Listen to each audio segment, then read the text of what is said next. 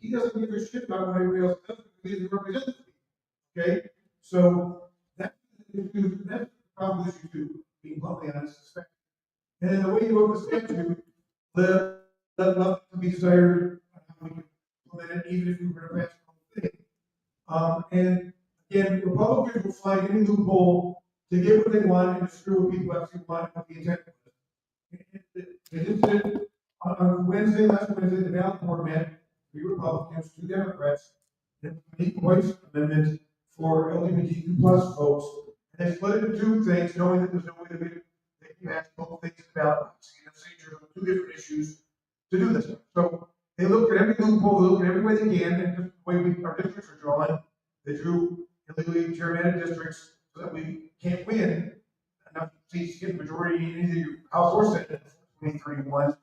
So that's what they do, and basically by making it a state statute, they screw you so they do what they want. There's nothing that any of us can do about it. So one thing that has to come up that is the tax structure and the financing side of issue 2 as tax.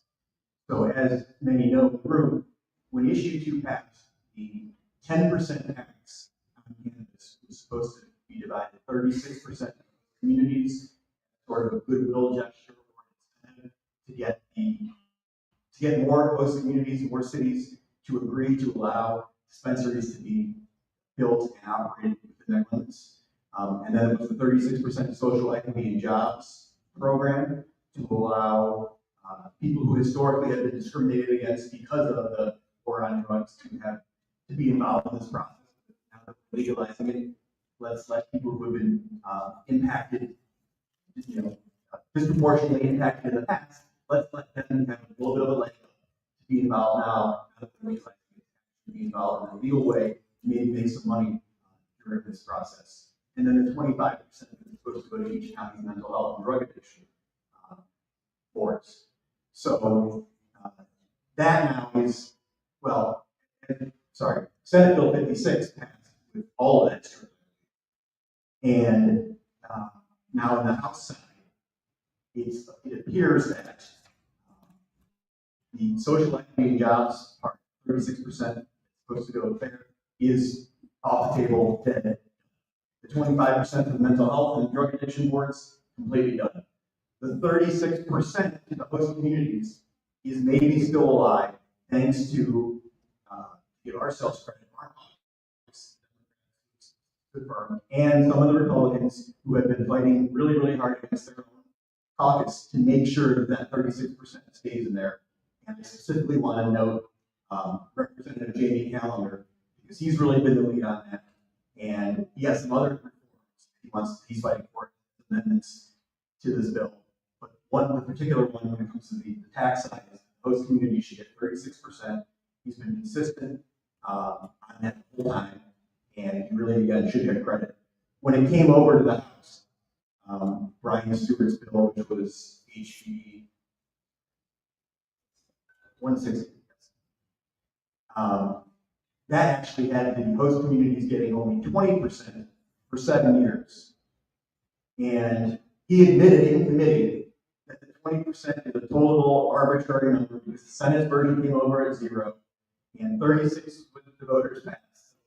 Let's just go in the middle. 18 is confusing, so let's just round it up to 20. But it was only for 7 years. So again, thanks to some intense negotiation and lobbying from some Republicans led by Jamie Callender, and they know that we're holding firm as Democrats on that. It sounds like 36% in perpetuity, not for 7 years, forever, is going to go to host communities, which is vital because we need more dispensaries open.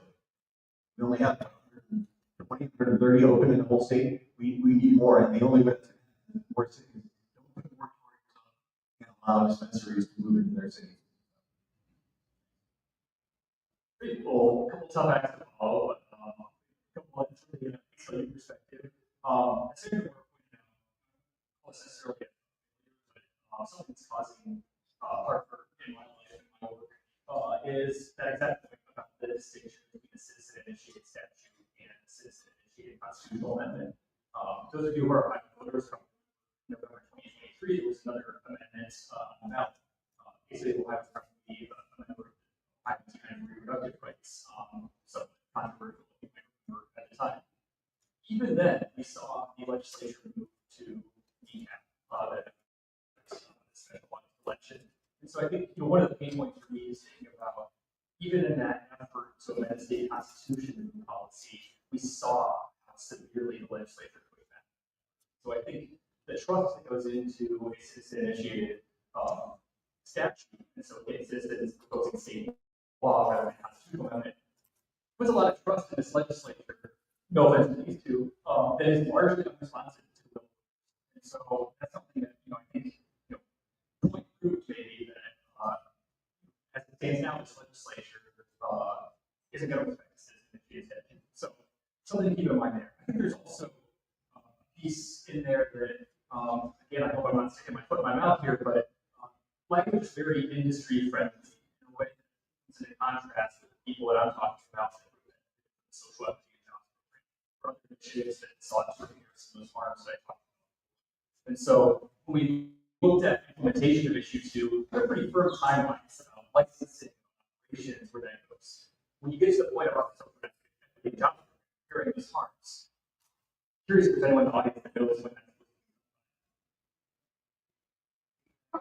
Correct. But silent timelines, well, for those pieces that benefit people in a different way in the industry. So I think that's the point where I would love to see some firmer language. Let's put our state on the books, especially everyone, and not just those with excise tax or $100. So those are big ones for me. And I think we'll probably get to it. I think there's a huge need for education out there. Lawmakers, in addition to something we're going to describe, they don't outright dislike cannabis, they know very little about it. And so there's a lot of space for folks like yourself in the room, folks you work with, to get in there and talk to lawmakers. And I'll leave it with this example, which is rooms of lawmakers who, this might just be my own shortcomings when it comes to as a governor and grower, but they're working from an understanding that you can pull 600 grams off the plants, which is how they're performing their limited cycle. So perhaps some of you are better growers than I am, but we're working some foundational misunderstandings about the plant itself, and that's the broader policy discussion about the way regulated as a state. Let me know when you find that point. That's kind of those of you that understand. Senator Steve Huffman, when he introduced 56, he had talked about his experts had told him he can literally get 600 joints off of one plant. The room is full of like 50 experts and all thinking each other. Outdoors, that may be a possibility with the 8 or 10 foot. Okay, so anyways, issue 2. These guys covered their points on it. I would say issue 2 for me coming from a criminal justice standpoint. To me, it failed on the point of that there's no criminal justice reform in issue 2. There's no protections for the customer or for the patients, and there's no language protections for the consumer. We're left out. So we have rules for license holders, we have rules for the legislators to create the language that we need. So in my opinion, that was where there was a failure. I think there was another failure. There's also issue 2. There was a thing about homegrown. There's a thing about social equity, which was additional plants. How many of you may have went and voted because of homegrown, or there was going to be 40 opportunities for a level 3 cultivation or an opportunity 50 new dispensaries? A lot of us went and voted for that. 5 days after that, there was an amendment slipped into House Bill 86 last year, where they tried to redact the homegrown and tried to abolish the social equity. Same people that put it on the ballot pull it off. So there was a trick there. That's called, in my opinion, it's monopolistic. The other things with issue 2, well, we're just going to get into this. Issue 2 led to the creation, and you heard some of them mentioned here, led to the creation of Senate Bill 56. It led to the creation of Senate Bill 86, which is, they call it intoxicating hemp. I call it adultery. Then also it led to into the House Bill 160, which is about the roll-off of Senate Bill 56 going into the House. And then also we had House Bill 198 introduced, not so much close to what Senate Bill 86 wanted to do in the hemp industry, but more of protect the hemp retail sectors in the hemp program and so forth in Ohio. And I think that one may still be alive, I'm not sure. With the help of these three individuals, though, we were able to hold off Senate Bill 56 and 86 come the end of June, 1st of July. We will be coming back, they will be coming back to reassess the cannabis program and program in Ohio in September, October. Hopefully we'll see some more fair and appropriate revision language along with that. There's a lot of good things that we're talking about. We're going to get into some of that stuff as well. That's what's going on. The hemp industry, just to touch on that real quick, is, and I know Representative talked about it, is we're all concerned about child safety and child care. So to talk about sushi at a gas station all day long is irrelevant to what's actually happening. And that's what we need to focus on, is that where our children are getting these products. Now, hemp in itself, if I ask the Cannabis Museum over here, my understanding is not toxic. But if you spray a chemical on it or soak it with something or remediate it with something, to me, it becomes adulterated, not intoxicating. It becomes adulterated. So that's something that we need to think about. When you guys go to the State House, I said earlier, to come down as much as you can, but when you come to the State House, so you're writing legislators is to put your educational knowledge that you know about hemp and the products that come from it, so you know, when you're helping out. So hemp in itself, the problem we're having with that is to merely want to kill the entire hemp industry and put hemp products inside the dispensaries. It's a pretty big business impact on about 1,500 businesses in Ohio. Lots of money. So I don't think that's not going to happen. We're going to see a simple regulation of hemp to where it is 21 and over, safe packaging, warning labels, all that stuff, profiles, just the basic stuff. Ingredients of the product. It will be controlled. So we will see that type of stuff come back. So let's, well, Senator Moore, I think you could have hit 56 pretty good, and I always appreciate your canned responses. There's another bill, Senate Bill 55, and I'll let these guys talk about this a little bit. I'm pretty sure the back Senate Bill 55 is about, by Senator Manning, it's in reference to impaired driving under the influence of cannabis. Currently in Ohio, if you go to a store, you buy a product, you're probably going to go over the 5 milligrams a year, milliliter beer, whatever it is, test. So if you're consuming any cannabis in Ohio right now, per statute, you're impaired. So there has been a new Senate Bill 55, and I've worked within 3 years of this, trying to get changed the laws on that. We might go to get what's coming up. So yeah, I think again, fitting into this story of the education gap that exists in our legislature right now, is that a lot of folks are again looking for all that information. So when we think about testing for this, to mention, we're thinking using information that doesn't tell the current level. Many of the folks that I talked to want a number. What we have in the statute, they want a number to look at and tell for sure that's it, that's not going. Unfortunately, we just don't have that's not the way cannabis works, that's not the way impairment for cannabis works. And so we're going to have to find a better solution right now, which is we're looking at signs of past cannabis use, but not necessarily a sign of impairment. So I think the best analogy for the legislature is we're looking at a fireplace that numbers or ashes in the bottom, which is a sign that indeed a fire has taken place, but it's certainly not one that's burning right now. And so we're working with this information there. I think we were talking about our state legislators, and I think just incumbent upon all of you, all of us, to get in touch with these folks and educate them about how that works. So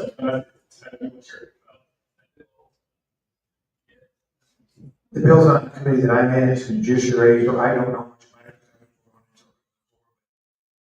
it. You're a lawyer, you should know by the time. I mean, I mean, as far as I've been told, that you're right, there's no way to actually discern when someone, if you just was right 3 hours before, that you're legally impaired, which is probably ridiculous.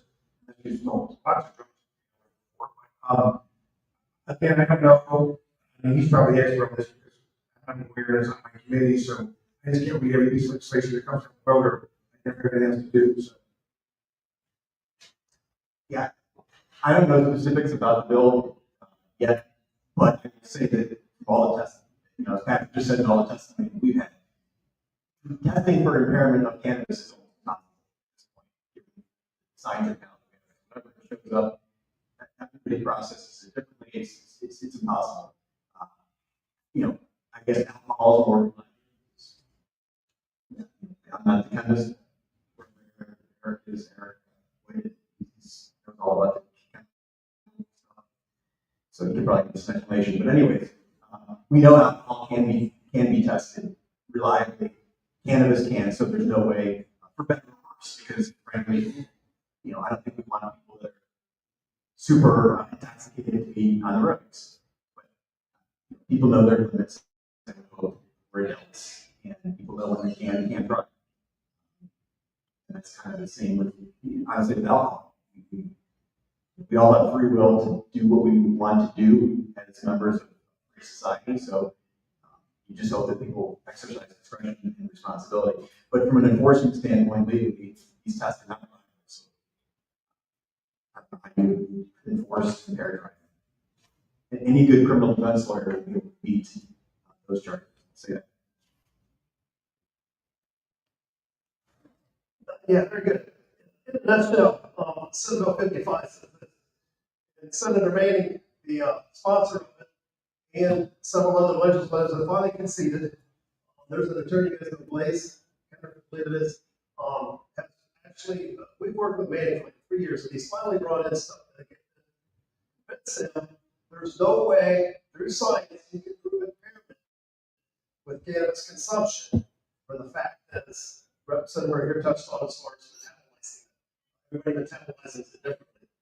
But there is one thing in Senate Bill 55, they're not trying to convict you of being impaired, but they have now said it's a per se, which means they want to take the limits up to 35 milligrams per milliliter, which is still a joke. And they want to say if you go beyond that, they will convict you, will charge you, and convict you of a per se violation, which means you're impaired. So it's basically the same thing as might as well been impaired. Alcohol is totally different because it's the equilibrium system. Cannabis doesn't do that. That's how they measure the two. Can I answer that question real quick? So with 55, we see a lot of movement. We see a lot of hope. We just need to get the number up higher. I believe they also might have the mouse swab. Where OSP is working with the mouse swab, which is an active metabolite rather than an expired metabolite system. Roadside tests. Just for a quick pointer, if you ever get pulled over, I just had someone talk to me last week. You don't have to tell the officer that pulls you over if you're a cannabis patient or adult consumer. When you do, you just snitch on yourself. It's not going to take action. So just keep that in mind. You got to provide your name, like social security number. That's all you got to do. They relies on money if it's you. But remember that as far as anything, if you got product with you in the car and so on, keep that in mind. Let them find it, let it materialize. Don't give it to them. Real quick with Senate Bill 56, Senate Bill 86. Senate Bill 56 was the bill that wanted to criminalize us. Mandatory sentencing times. You're a passenger in a car, get caught with a joint, go to jail for 3 days. Where'd Senate Bill 56 come from? I'll let you look it up. The group is in the point it came from. A group of the Vertical One license holders in their association. And yes, they're here today. Yes, they know who I am. The documentation's there. You can find it. Same thing with Senate Bill 86 on that program, intoxicating him. So we moved over. Those both were approved in the Senate as it was expected because it was Senate introduced, Republican Senate introduced. I will say the Democrats gave a good fight, both of them. Then from there we moved over to the House. House Bill 160, House Bill 198. House Bill 160 was the lead opposite of 6, Senate Bill 56. Let's go to what amendments might help or will help the Ohio cannabis programs in Ohio become more vertically integrated, more of a sustainable business model for all, fairness for all, those of less economic fortune to be able to get into the industry, be a part of it, rather than just ancillaries. I can't say I'm an ancillary unit myself. So, something of that. Let's talk about that real quick. I'll mention these 4 things as far as I'm concerned. It's level 3. And we'll get to what that actually is later. Cultivators and the 50 dispensaries, those need to come back. The vertical standalones need to be, processors need to be vertical. Those of you know what I'm talking about.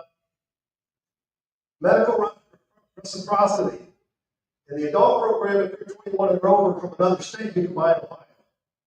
Why can't a patient buy in Ohio? Why are we leaving patients from other states out? And we've fought for that for 8 years. Also, marketing and advertising for the license holders. For them. That's what they need. They need to have that right. Their business. They need to market and advertise their companies. And we need to, work the legislation for that. So, other than that, let each one of the panelists stick with what they got.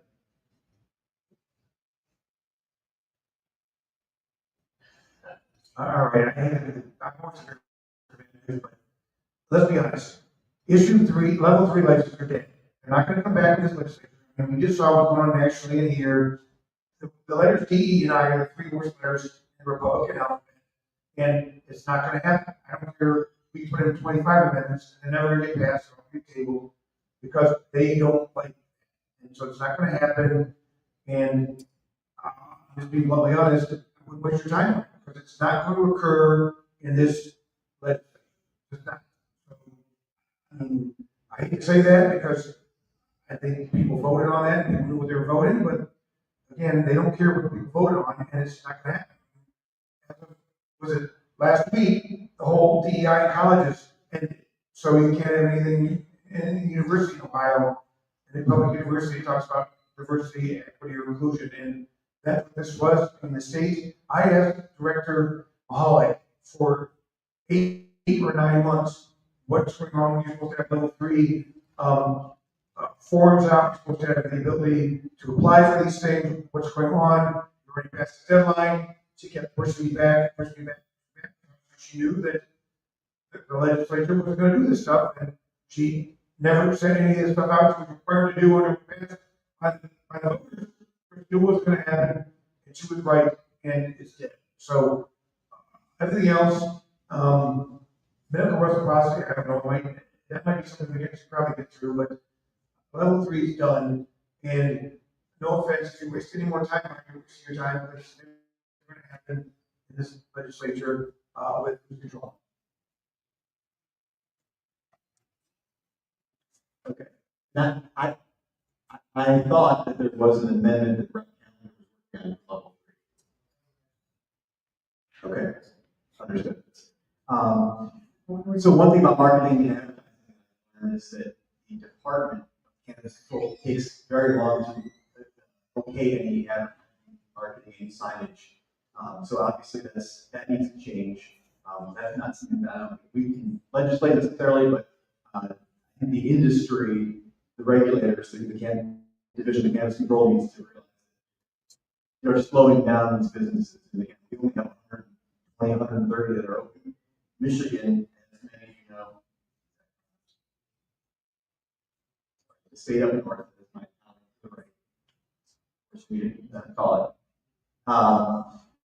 They have, so we have 120, 130 dispensaries open actively. Michigan, if you count medical only, as well as 1,700.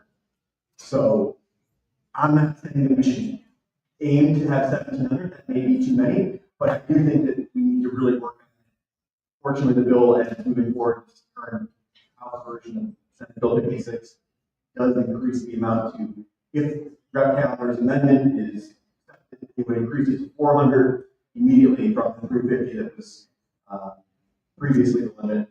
And it also allows the Division of Cannabis Control to increase in the future, add more licenses. So, I mean, the big thing now, I think, is that there's deserts where you can't buy cannabis in the state of Ohio. Other than, if you're not in a big city, I don't think we have many dispensaries outside of the big cities. So, the whole way that we go about this has changed, and the Division of Cannabis Control has become more business friendly. So, Brett, in the city of Ohio, since legislative effort started, was respecting the voters. We've issued to intact by 57% of Ohio voters. That number. A lot of folks are looking at it, I think it's a 7-point, about 14 points swing, which is pretty big by Ohio standards. I firmly believe that Ohio knew what they were doing before, and that it's dishonest. They did not expose the rates that they tried that way. We talked about this pretty accurate. There's also back the framework of that which passed just before the summer break. So beyond that, there's that piece that worked on criminalization into the past, which is there are a significant number of lines that are carrying criminal records, convictions are dismissed, people who are incarcerated in this industry. So that's the big piece for us. The word is how do we prevent criminalization? And one of the starting points is with amendment for legislation 100, but some hallmarks of that criminalization space, like Tim pointed out, mandatory minimum 3 days in jail for a passenger, smoke, space, or otherwise must be no language about whether it's moving, not clarifying that folks were hotboxing a car at 71. Talking about just straightforward language, mandatory minimum 3 days in jail. I think that's a non-starter. I mean, for every single one of us. We're also looking at things like when you really get into the weeds, when you're a nerd like I am. There's language in there that I imagine came from the landlord's lobby that says when a person criminalizes lease violations, when a lease prohibits the use of cannabis in a rental property. So your tenant, your landlord might have to your unit. Not only can they evict you for a lease violation, but criminally prosecuted. Granted, it's a minor misdemeanors, lower level offense. That begs the question: why are we even creating new criminal penalties for cannabis use? In a state like Ohio, we've got a remarkable majority for a conservative party that we're talking about creating government intrusion into people's individual choices in their homes is really micro level. So we know that when a person goes to jail for even 2 days, that your life falls apart when it comes to employment, when it comes to familiar relationships. Hell, picking your kids up from school, putting dinner on the table. So in a state where you hear a lot of our politicians talking about pro-family, pro-stability, accountability, I implore you to ask them about these types of things. Quite literally in your apartment, and places that we would send people to jail or take them for a cannabis-related offense. Okay. Thank you. Rep. Sennenberg, there is an amendment to bring back what we're going to call level 3. The other word is bad word. Senator Moore, you are correct. Less of you. Anyway. Well, we can talk about, let's get this out of the way. Social equity is an unconstitutional phrase and a bad phrase to say in Ohio. Any kind of cannabis. When we created our medical program in 2015, we had something called social equity, gave 15% to minorities, other genders, and so forth. It was PharmaCann sued the state of Ohio in 2018 and won a constitutional violation based on race, gender discrimination. So that's why I had a problem when issue 2 was introduced. They used the phrase social equity over here. People, the lawyers who wrote that up, knew damn well that wasn't legal in Ohio. still went ahead and did it, we still went and notified. That was a bad shape thing. What we're trying to do now is rephrase it to the level, call it a level 3 license. So we have to then go to the Department of Development, that will write the standards for what are the qualifications to get into that. So hopefully, we might be able to reverse it, we don't know. I'm kind of like, more, I see positive things in the House, but I see not happening in the Senate. Well, there's a lot of different topics we could be talking about, like I said, we kind of focus here on amending what's happening right now, the revision part of issue 2, which is very big. That's the session, and start their amendments and so forth. Take this website and get involved and help us out. It's legislature.ohio.gov. Real simple. Do that website, up in the upper right-hand corner, when that page opens, it says My Legislature. Open that up, sign up, give them your email, get involved with tracking bills, committees, legislation, and so forth, legislators, etc. Learn about meetings, attend the meetings, you can do written testimonies, you can show up in person and testify. But websites get everything to do with the state house. So we're just at the point to get everybody to try to get you involved. It's, it's your state, it's your program, so we ask you to get involved. Let's go over a few more.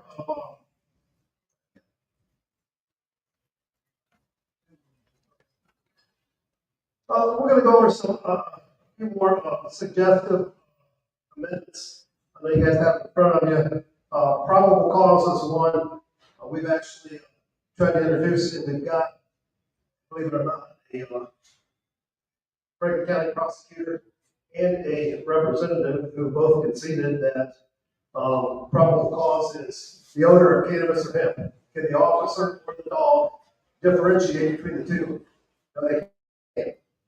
So if you get a search and seizure or probable cause on cannabis, probably good. If it's on hemp, then probably a Fourth Amendment violation.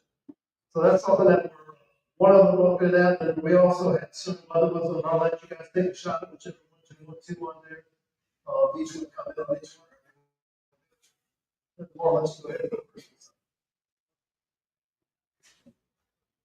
I mean, I don't really have much of an opinion about most of these things, so, I mean, I'm not a lawyer, and I don't play one on TV, so, I'm just gonna turn over to the lawyer. First, let me just do a shameless plug.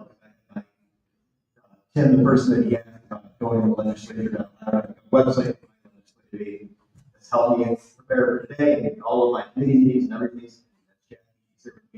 My intern for the summer is helping me out.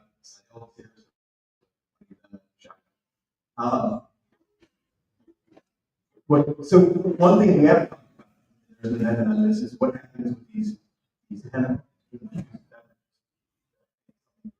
drinking at this very moment, and that examples, I may or may not recommend consume it at some point at home in a safe place later. But the current, I think this Senate 56, you have no, well, here 56 is moving forward in the House right now. It's up for debate as to whether or not you will continue to be allowed to purchase and consume those at bars and restaurants. It's possible one of these, we don't get the amendment in one. We got no longer out on the patio. Consume at bars and restaurants. And you could actually, I think they would allow the sale, purchase and sale on site, but you could not consume them on site. So I know for a lot of our restaurant owners, it's a huge issue. They are seeing a decrease in alcohol sales, which is probably, frankly, from a health standpoint and policy standpoint, a good thing. But they are seeing an increase in these hemp-infused beverage sales. And younger people are, the younger generation, Gen, whatever it is, millennials, wherever we are now, 22 to 30-year-olds are more conscious. They are drinking less alcohol, but they still want to have a good time and be relaxed and have an intoxicating beverage, so they are more and more drinking these beverages. So I think that outlawing them in bars and restaurants is a terrible idea. we're certainly fighting it to make sure that they continue to be allowed to be sold and consumed on premises. Okay, this will come as no surprise, but I'll talk a little bit more on the criminalization piece. We'll think about starting with a discussion of where this issue to silence for disabilities now. This is another place that I think we can ask for state government when it comes to protecting the rights of our citizens. And so, whether it's probable cause or these other criminalization pieces, we need clarity in the law because the absence get pretty arbitrary decisions. You get a different, effects playing out when someone's pulled over by Columbus police versus, a state trooper up in Mercer County. My wife, very different, very different, knowledge gap and income into play there. With that ambiguity, we run into constitutional and other enforcement. So, we heard, just that there's very held opinions on different pieces, and we're lawmakers. If you get those opinions, in large part, in your legislators. I know as a result of many of the folks in this room, I actually received a lot of contact about the logistics of the legislature. And so, if I can dump down that advice, find out who your lawmakers are. These two today, there's a lot of folks in the legislature that get by relative anonymity. A lot of us know who Schumer is, who Nancy Pelosi is, who Trump is. I don't think it's necessarily possible to name a lot of folks that are which is many of you in all cases. So find out who your folks are. Phone numbers, they have email addresses, it's public. You might not be able to walk into their office or their house. However, our members of the Senate offices, they're accessible, and you can make an appointment, go visit them, write them, send them emails. Our website is an action alerts sends out to them. Find out who they are, let them know who you are, so that when these bills come up in the fall, you're not contacting them for the first time. Create a relationship, find out who they are, be their staffers, who do a lot of the heavy lifting, be the folks talking to you. Create that relationship so that when the time comes, they know who you are, you can share your Okay, a couple of things here that I'm looking at as far as changes, hopefully we can get amendments on it. Something as simple as the delivery system. I hate using alcohol. The two do not belong in the same sentence, but unfortunately that was the organization that put issue two on the back. Delivery. You can deliver alcohol, have Uber, bring me food, whatever it wants, 12-pack or case of. I don't see the problem with cannabis. There's a firearm clarity thing that needs to be done in Ohio. There's two different things that basically comes down as you buy a federal license to a federal licensed firearms person, would you like one local from the state? Federal, they're going to catch it. In the state, it's not a problem. 2.5 pounds possession clarification. No one yet has been able to tell me. That tells me that means that's 2.5 pounds possession. 15 grams of concentrate you're not pulling. They're not talking about me, it's my house, they're going to take 2.5 ounces. So, but to get that in language, that clarification is what we need. Pre-rolls. They're selling you the weed, they're selling you the paper. I'm not a pre-roller myself, I'd rather do it, but it's just some people want to be able to walk in. Hold up. Language like that is what's going to irritate you. Why can't you get it done? In the medical program, why can't we have unlimited conditions? Doctor, patient, those rights. Then the liquor statute, that's going to be a big fight. As far as hemp products, cannabis products. Something else I'd like to see is an advisory committee. With our medical program, we started off with an advisory committee, a center full of different people from various sectors of the industry, from the community, that provided information whenever the medical board or the farm board that listened to them or control them at the time. I think it's time that we bring back a new advisory committee of more experienced individuals around the state in various sectors and entities within the industry. Let's get some input real quick on, if you guys want to comment on any of those, you can. What we want to talk about real quick is issue 2, big topic now, is at the State House. I think one of the things that we're able to help this issue too, the way that the General Assembly will say 756, is it constitutional to come in and criminalize what we're trying to legalize? Makes no sense in business law, you know, but issues of with issue two on the fact that what are the legislators' rights? And a case, I think a case was received the copies of that, I'm pretty sure phone calls and emails and everything that came out and said something about on the fact of facilitating forward progress on the indirect citizen initiative language for the development of the better language. I think that played a big part in what we're able to do by the end of June. You guys got any comments? So, but really open and around on this panel, policy center at Ohio State's law school. It was very intense. This is something you're interested in. But the question is, certain work legislature has a lot of authority to revise the Ohio code. It's in the name. But then the question is, how much can the legislature do after citizens pass an initiative like this? So there's competing theories out there. The question is, lawmakers can do whatever it wants. But there are some folks out there saying, hey, wait a second, not so fast. And so Ms. Presser, Wisconsin Law School, former college president, pointing out that there's competing interpretations of this throughout the country. That can a state take that language, repeal it completely, or is it the state legislature's duty to what actually take steps to implement what voters intended? Or can the legislature do nothing? And I think most folks in Ohio intended is at least folks who do more than nothing, what are the guardrails on what the legislature can do? And so that's a big consideration here as we think about what states can do. But where I'll leave it is, as a part of the initiated statute process, lawmakers had a 4-month period to make changes to that initiative petition before it ever saw the ballots. And different general assembly 2-year period where folks are meeting and talking about this.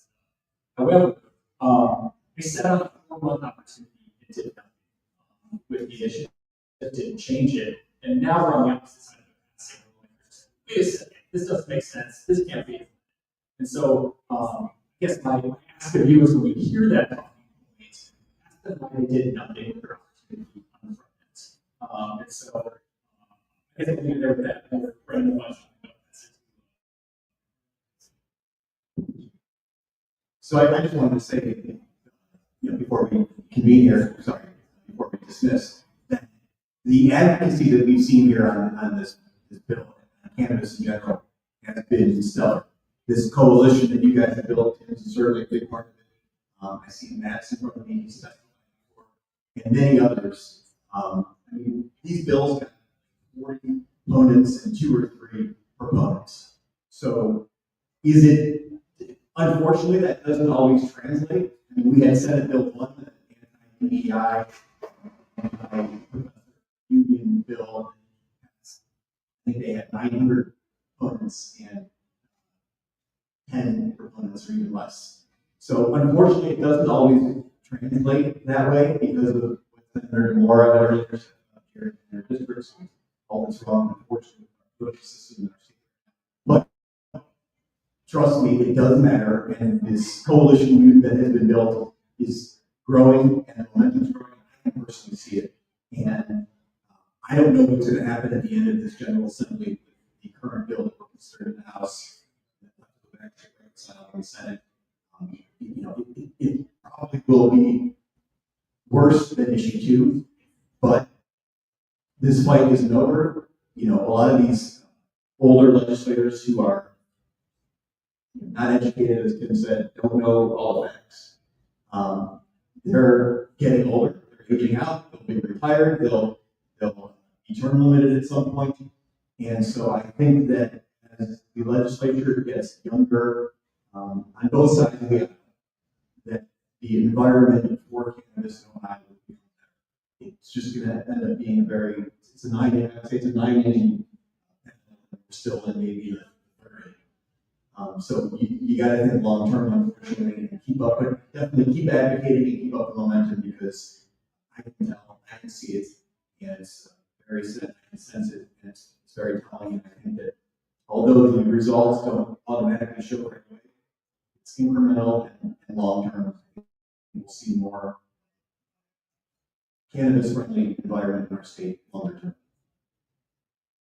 Awesome, thanks. Senator Moore, he's got a JCAR meeting on 1:30 that may have some rule packaging for cannabis industry that he has to be there for that. So if you get a chance to do a JCAR meeting once or twice a month, usually on Monday or Tuesday. That's State House and Senate forum. It's very interesting. Before we close here, I always have to recognize those before me and those after me, as well as I can with whatever shows up in the audience. It's Rob Ryan up front here, Mary Jane Gordon in the back, Victoria Vaughn, my wife Wendy, and the Cannabis Museum over here. And I'm sorry I forget your name, but give it real loud. Okay. All right. These are some people that were mentors for my wife. I know when we got involved with this 10 years ago, they've been doing it for 20, 30 years, if not longer. They were very instrumental in all of us creating the medical program. Have always been their bias. Now it's like we step forward, and now we, after our 10 years, we're looking for people like Matt, and I'm not sure who else is in the area, some over here earlier, to step forward as well.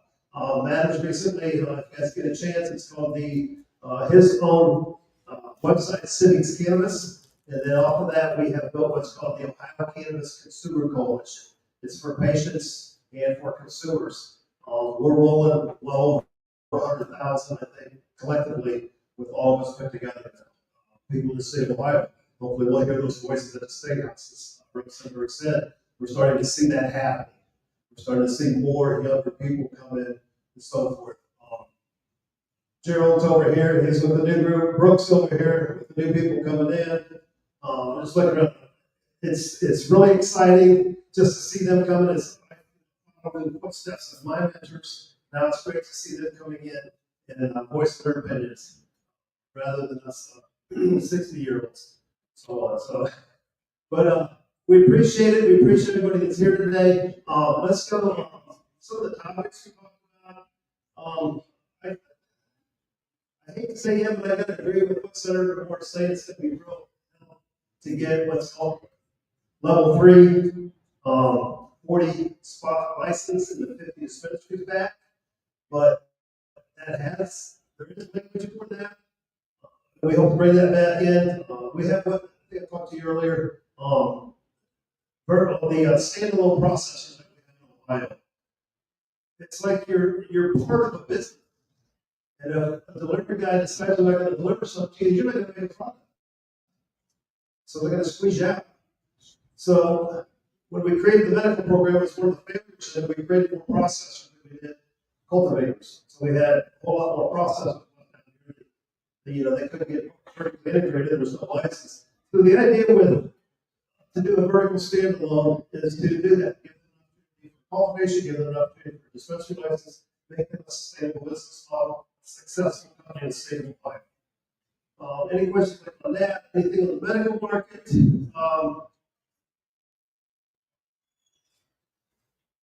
Whatever. Anybody got questions for Senator? He's Matt, here we go. Hi. Thank you for the presentation. Appreciate that. But one of the things that has bothered me for a very long time, this suggestion over is dry. What? No medical patients can drive? Okay. And we have an interesting opportunity for data. I'm a scientist, engineer, whatever, done lots of cool things. But one of the things we have about somewhere about that number, patients, they all, pretty much all of them have driver's licenses. Take that data, which they, have all sorts of records, no particular person identified, and then compare their driving record to the non-cannabis drivers, okay, and see if there's a difference. Yeah. Good, bad, or different. And that provides data for these stupid laws, right? To base a decision rather than practically they're not. It's like what look at this data. Thank you very much.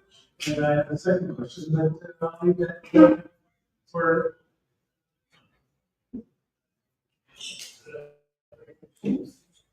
No.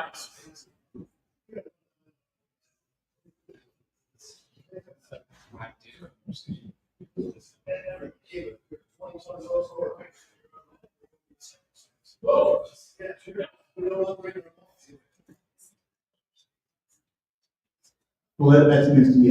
So, if you're a patient, you can't.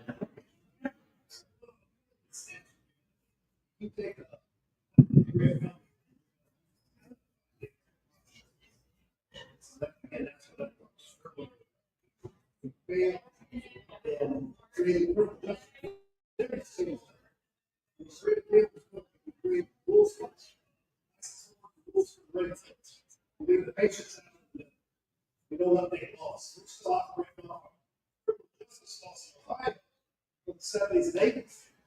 It's 2025. That stuff needs to be updated. Well, that's news to me, but something I'm very much in favor of looking at changing. Yeah.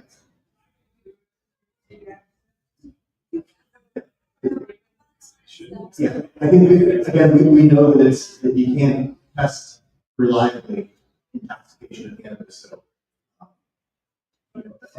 per se rules doesn't work.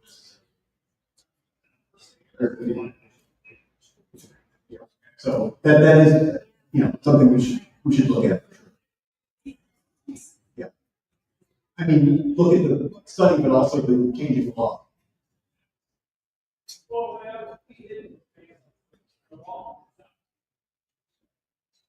I'll just add, I appreciate this discussion. I would love data. My organization works in the absence of data. I work on a early brand engineering years ago. Quickly became a bad same way. Just. It's even in that the legislature, the compromise is to study the just data so that we could identify a problem whether or not this. That was created over 2 years ago now. And the legislature said we'll back language creating this. And so always support data. We'll work together and find a way to actually get that data out of the state. One last jobs program, be it for the game or not, among its stated purposes, criminal justice cannabis, was that language in the state budget at this point. And so, again, add to your list of things to ask your lawmakers for, data would be an excellent addition to some fundamental rights for all of us. Yeah, data is always interesting, but actually helps solidify a lot of things. Okay, more questions here? Let's do that.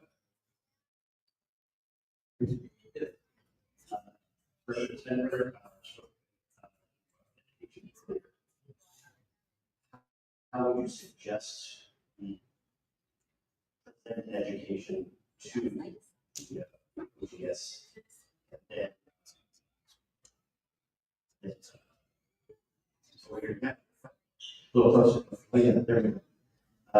And what started doing team detection, not cannabis. So we're So that's something that is happening for Central Ohio, that you might see in the state. Thank you.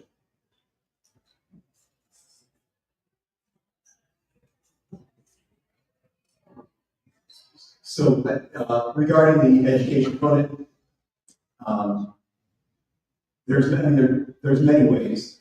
One is calling each individual office and asking for a meeting, of course. You can also email unsolicited to any rep.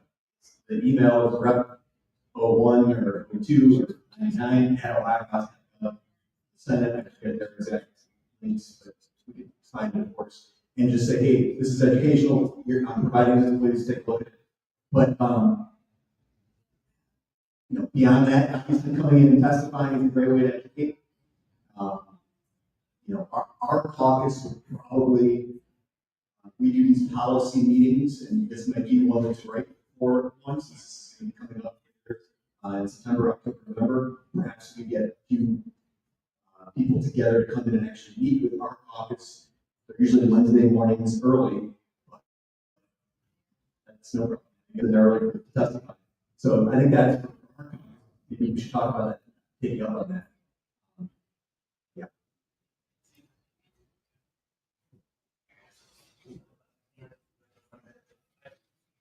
I'll fill you in on the canine. I actually did the story of that 3 years ago.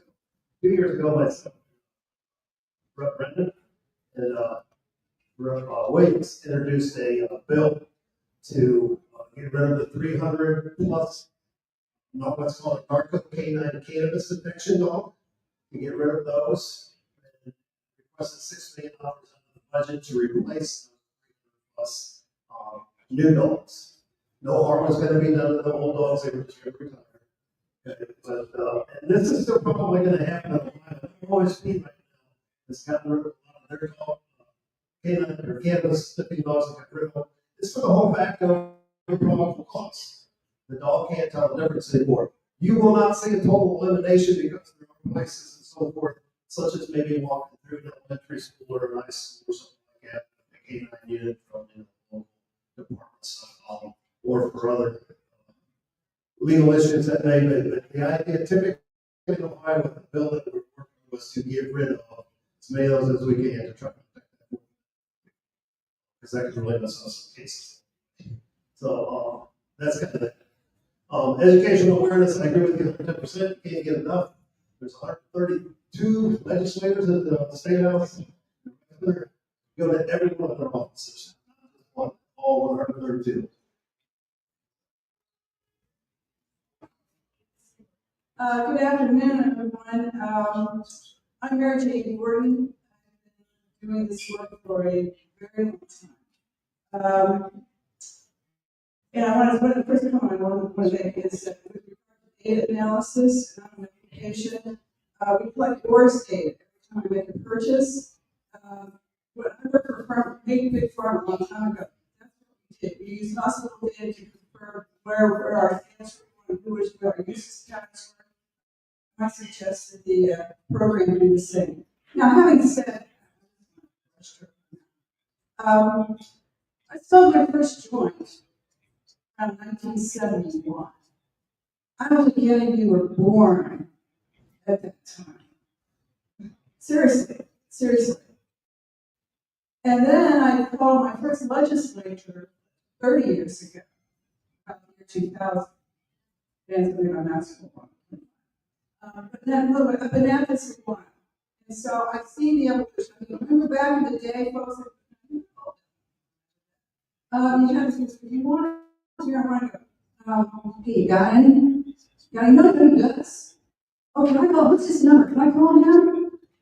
Oh, well, when are the plants actually coming out? When are they going to harvest? Because we're always going to get cannabis from outside. To grow it. So, I've seen this evolve. And I was one of the people who, for all that period of time, year of 2000 onward, I was talking to you guys at the State House and talking about issues and stuff.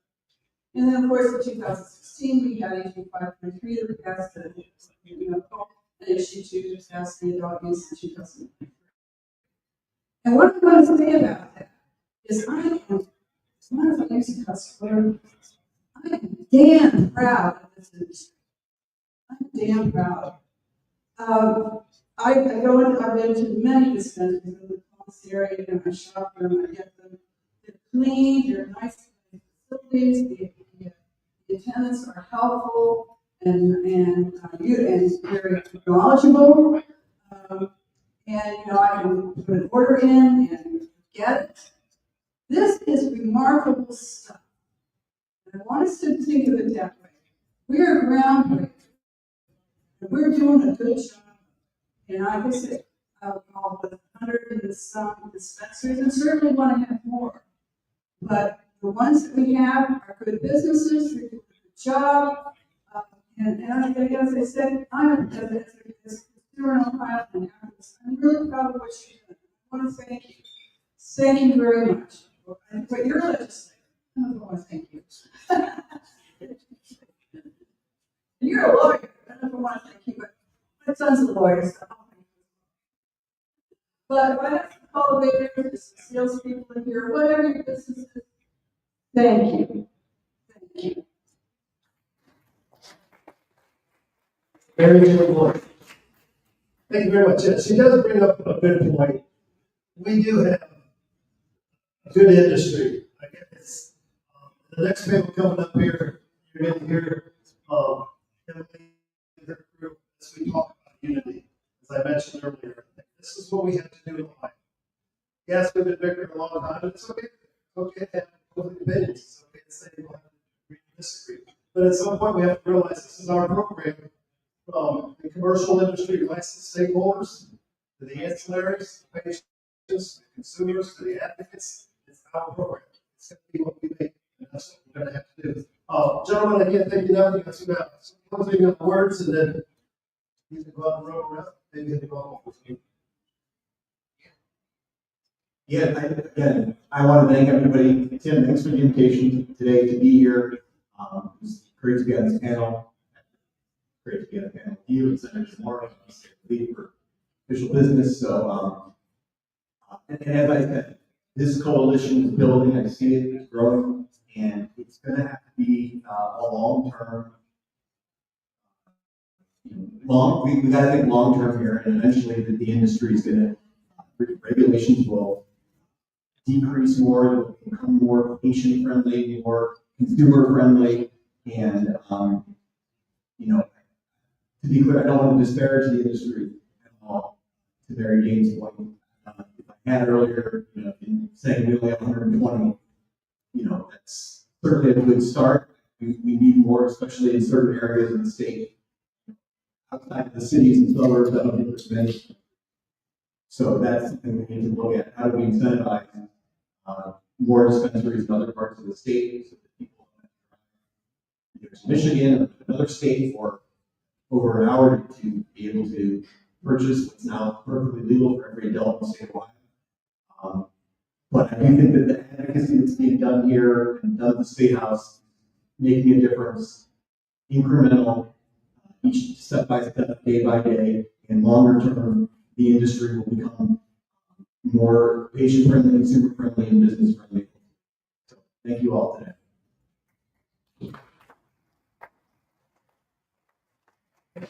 I'll be brief again. Appreciate the invite. Appreciate y'all being here to listen. Just finding out who the lawmakers are. This is far from the end of cannabis legislation in Ohio, but it's 56, whatever comes after it. So find out who these folks are, give them a call, show up their office if you want to. On a typical day in the State House, there's a lot of folks that look draft and act and be sitting in the audience. Lobbyists that sit there representing different people, and those are folks often the voices that are in the legislature. When folks show up for committee, which happen Tuesday or Thursday, it's a work day. The folks who have showed up for cannabis, the folks who might get credit for stopping Senate Bill 56 summer, quite frankly, non-lobbyists, consumers, and other folks who are showing up. And that's what the first thing. It changes the scene when there's be sitting in the audience. So keep showing up, whether it's at any hearings or thoughts, and make sure that you're part of the conversation.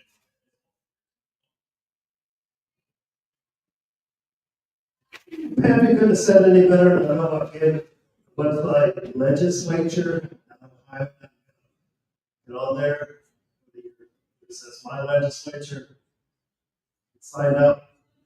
Here's what I tell people when they say, well, what do I say to my legislature?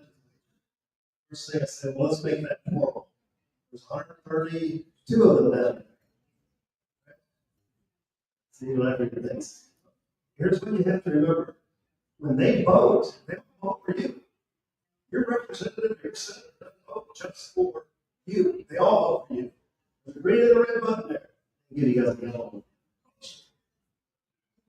So, but what you have to realize, and this is what I think people is, when you make a phone call, make 132 phone calls. You send an email, send 132. When you send a written testimony, send it to 132. Let them all know. That's educational awareness in itself. Because as we've all talked, there are a lot of new legislators that have come in, younger ages that are more open to cannabis. We're seeing a lot of the older school, not so much against it. A lot of our consumers, because they can't do that in society with the younger people. So keep in mind when you contact legislators, reach out to all of them. Follow up when we get back in September, October. Eric's here, he's been down there testifying, State House, and you just gotta come in. You've gotta come in. I know it may take you to be a ride for some of you, but it's worth the day to come out and testify before politicians, legislators that we hired in the state that you elected. Talk with them. Any other questions on that? You got a question? Less of a question, just more of a thank you to all three of these gentlemen up here. To Representative Sonnenberg's point, he is not. He talked. When I reached out to all of the corrupt bill 56 was introduced to the House, I called all the reps. So I'll just have, he called me back weeks later. Talked for about an hour. He didn't ask me how to make money. He didn't ask me if I was going to pay him or take him out to lunch. It wasn't a lobbyist interaction. He was talking to somebody who was from the community, and he educated himself. There's other people like that. Danny Isaacson, the new House Minority Leader, also speaks with me. He asks me real questions about this stuff. There's real things happening in the State House. Myself and others have ambitions to run soon. 2026 is coming up. So Tim Johnson has been a few assets in generating of us that are just frankly upset and don't really have money to attend. Lots of us down to be up here today. So this is a fight we're all doing together. I've got some frequent contacts with the ACLU that help me on my legislation that I've talked to with the as well. So my website is edthc.page. I don't do that myself. Through there, you can access the Cannabis Consumer Coalition resources that everybody else is starting to do good work. That's the thing about that. Thanks to everybody. Thank you.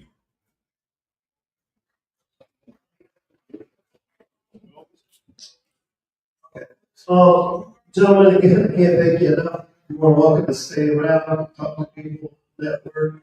Like a job of Kansas. But there's a lot going on today. Ladies, panels, again, thank you very much.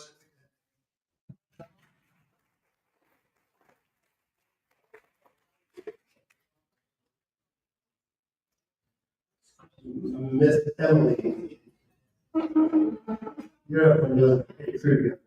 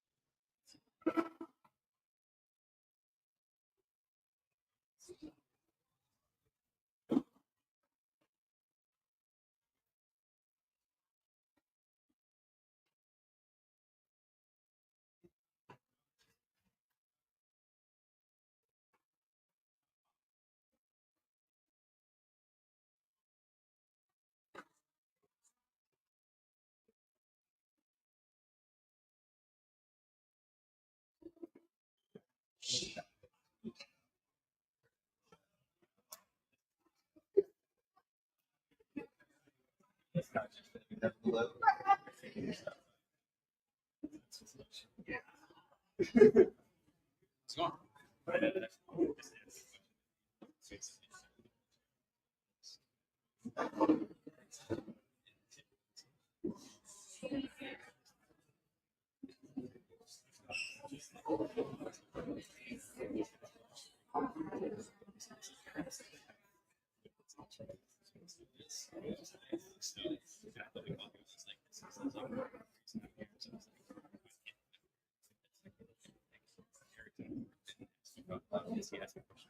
Okay, we're going to, kick off the second panel here.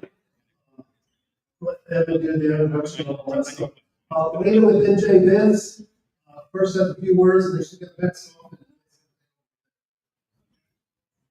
All right, everyone, hello, and thank you for coming to the Ohio Classic. This is an amazing panel of women leaders in the industry, and I just wanted to emphasize that someone who's spoken with the panel prior for OCHPS last year, the importance of coming to events like this. The Ohio Classic is one of the many awesome industry events that happen in Ohio. OCHPS is one of them. The Ohio Classic, they do this event in different states, all over America. Another one being the biggest contribution that I work with personally. But all of that to say, these are some opportunities to connect with women like these. So definitely ask them questions, get their business card, and continue to learn from them because they really are doing amazing work in the industry. Thank you for your time. I'll pass it off to Emily for your questions. Thank you. Thanks to Nicole and Bo and his awesome team. We've done this event together this year. So, thank you. Hey, good afternoon. We're going to talk about women in leadership, empowerment, and all of that good stuff, which I feel like is more timely than ever. In our space, police, super important. Learning, labor, and leadership are the top 3 pillars of women empowerment. On this panel, women that are amazing leaders in the cannabis space, including Heather. Introduce themselves as we go down the line. My intention with this new faces and other leadership is Emily. I'm the VP of Business and Governmental Affairs for Melodies. Just been in the business for, oh my gosh, too many years, but I've done it for a very long time, and the work that still needs to be done, the work that has been done, it's just been incredible. And we're proud to be for the industry as they are, especially in women, and especially in positional leadership. I'll pass it on and all you ladies introduce yourselves. I'm the Chief Operating Officer in this industry for 7 years. That's part of the Pure Life Service. So, we go through all the custom processes and campaigns and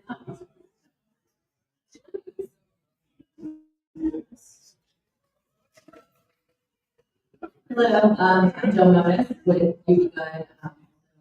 We are expanding Columbus.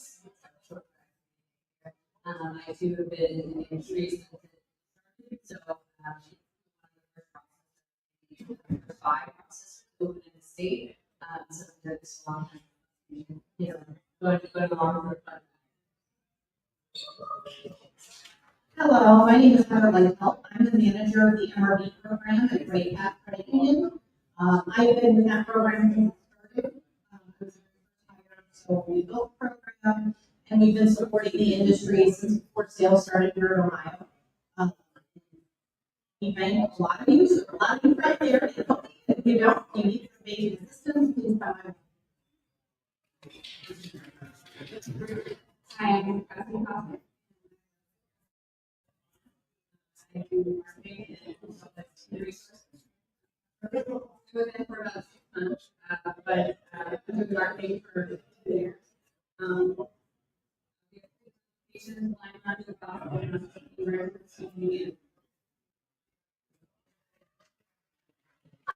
Hi, my name is Annie Morgan. I'm Cannabis and soon to be Cincinnati. We just passed our election. But I have been owner for just over a year, within this year. And I have been in the industry for about 5 years on the tax and medical side. And a couple decades in HR side. So my experience has led me here and allowed me to operate in a way that's friendly with corporates and campus, but it's going really well, and I'm excited to be here. And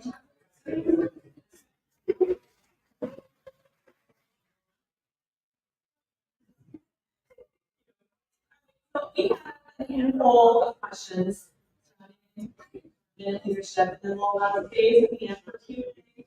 I know we have an hour and a half time block. We'll get through as much as we can, and then Q&A.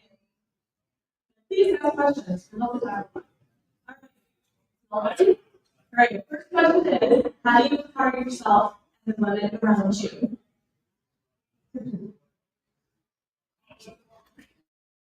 For me, it's really just been being myself, honestly.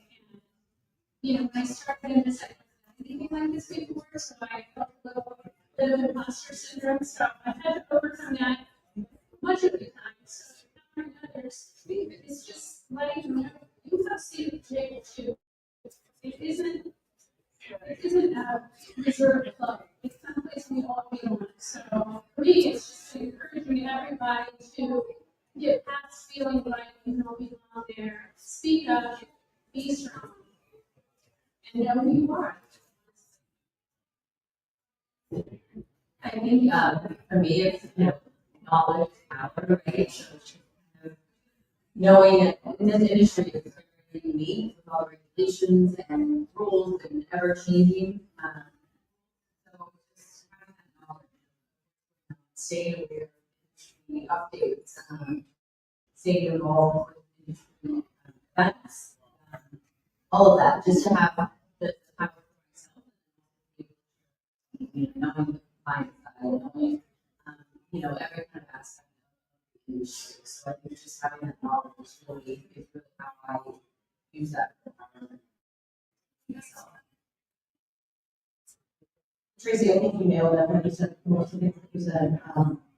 For me, on top of what these two ladies just said, it's about confidence and having the confidence in even when maybe you don't know. Sometimes you don't know what you don't know, and it's okay to look and grow from that. Education is power. So again, just making sure that you do your research and then be a support to those out there. The confidence piece is really key because if they see you going out there doing it, they will naturally draw to you and come to you, and you can support them. I've seen a lot of people over the years in my industry so excited about what I do. They think it's so cool. They want to learn more. And they only know that because I have provided information to them. So for the not being the gatekeeper of information, but sharing and spreading that within your team or within your organizations that you work with is really, really important. For me, it's sharing my experience with my team, first and foremost. Being able to get what I have been through, being honest with some of those great things, reaching out to the great things. That's what I have been through. And working, whether it is male or not necessarily putting it down. Being in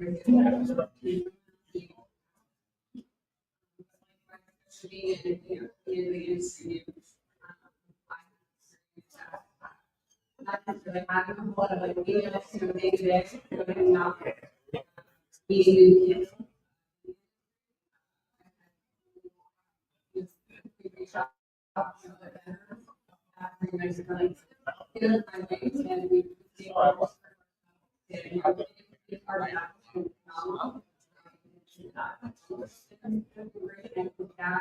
that's too.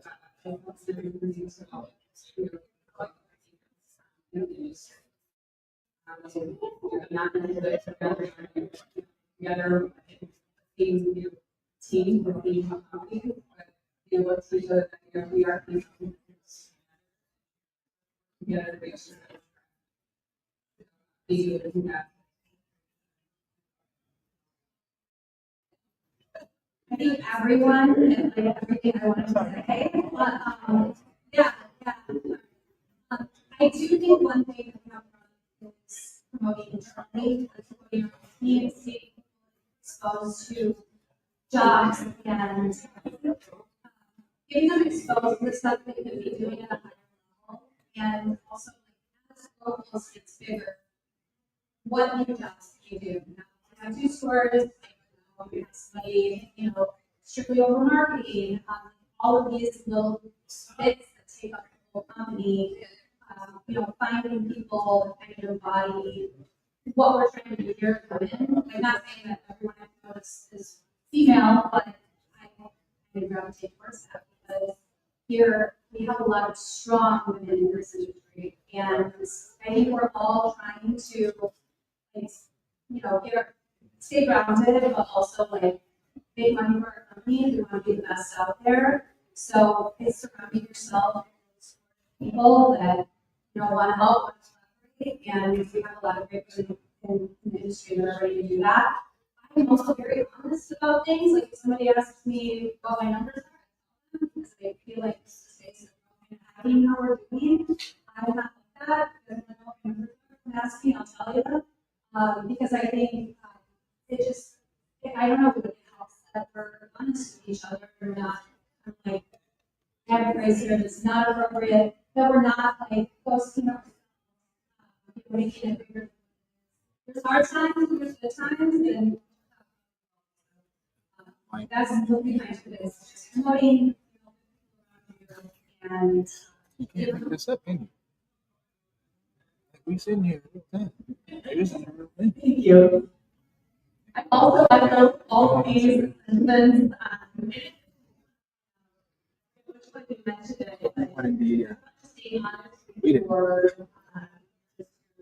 These are the things that we gotta point out.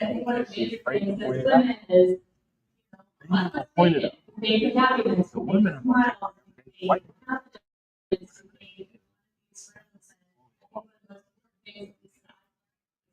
women left. They were. They got leverage to help more black people. Right.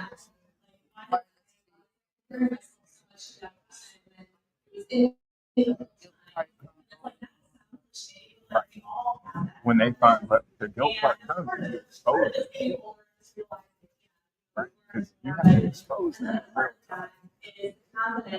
to show them. Because they're speaking up.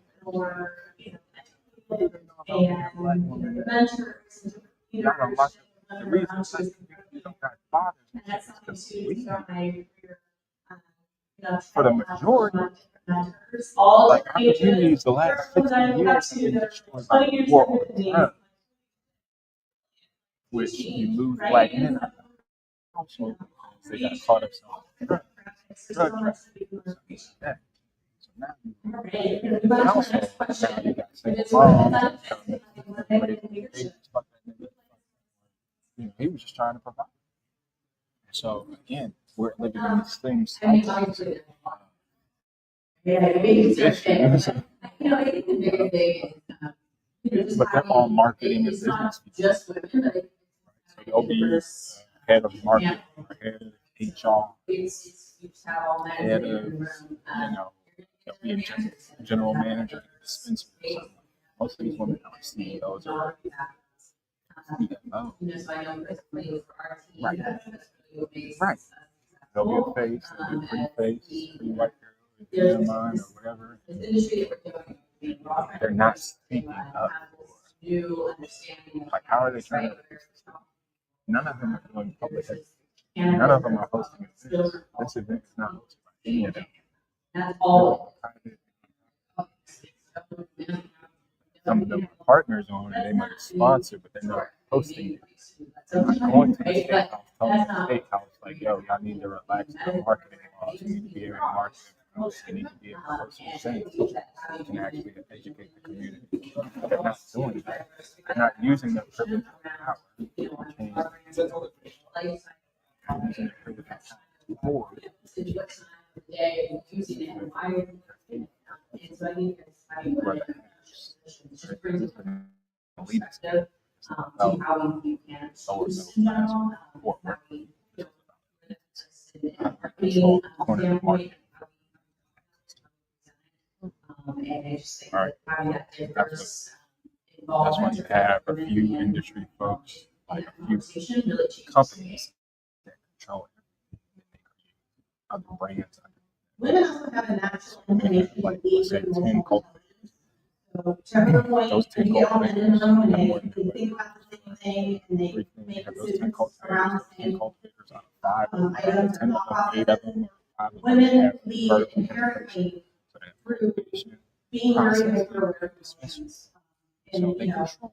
that helps drive your staff. It also helps keep you in your policies for all the staff that you have, internally and externally. But it doesn't prohibit women from being tough. It's just they're tough and tact. So, in my opinion, I think that's the largest driver that women have in leadership is that tactfulness behind all of that. They're looking at somebody in a situation, a holistic approach, rather than just, this is the issue, or this is what we need to solve. And looking at it with blinders. So, what do you read are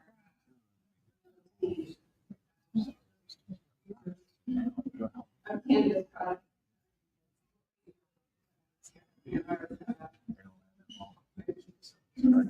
Consumer.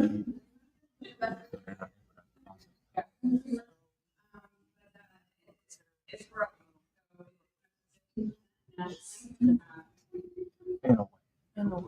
Like you are almost like Bro, so in the beginning, we'll have to break in.